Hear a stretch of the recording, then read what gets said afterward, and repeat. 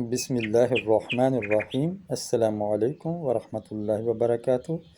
اقبال اور توحید کے عنوان سے اشعار اقبال پیش کیے جا رہے ہیں۔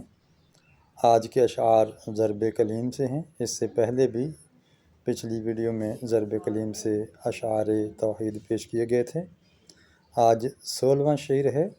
حکیم نتشہ ایک نظم ہے جس کے اندر اقبال فرماتے ہیں: حریف نقطۂ توحید ہو سکا نہ کبھی، حریف نقطۂ توحید ہو سکا نہ کبھی، نگاہ چاہیے اسرار لا الہ کے لیے، نگاہ چاہیے اسرار لا الہ کے لیے۔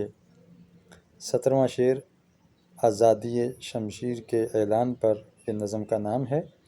اقبال فرماتے ہیں: سوچا بھی ہے اے مرد مسلمان کبھی تو نے، سوچا بھی ہے اے مرد مسلمان کبھی تو نے، کیا چیز ہے فولاد کی شمشیر جگردار، کیا چیز ہے فولاد کی شمشیر جگردار۔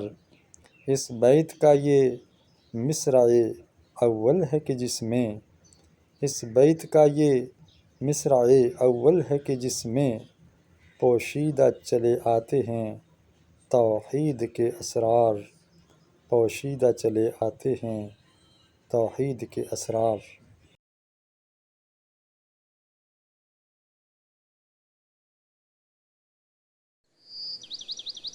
میری یہ کوشش ہوتی ہے کہ تمام اشعار اگر توحید کے موضوع پر ہوں ایک ہی نظم میں تو وہ سارے اشعار دے دیے جاتے ہیں۔ ہے فکر مجھے مصرع ثانی کی زیادہ، اللہ کرے تجھ کو عطا فقر کی تلوار، قبضے میں یہ تلوار بھی آ جائے تو مؤمن، قبضے میں یہ تلوار بھی آ جائے تو مؤمن، یا خالد جانباز ہے یا حیدر کرار۔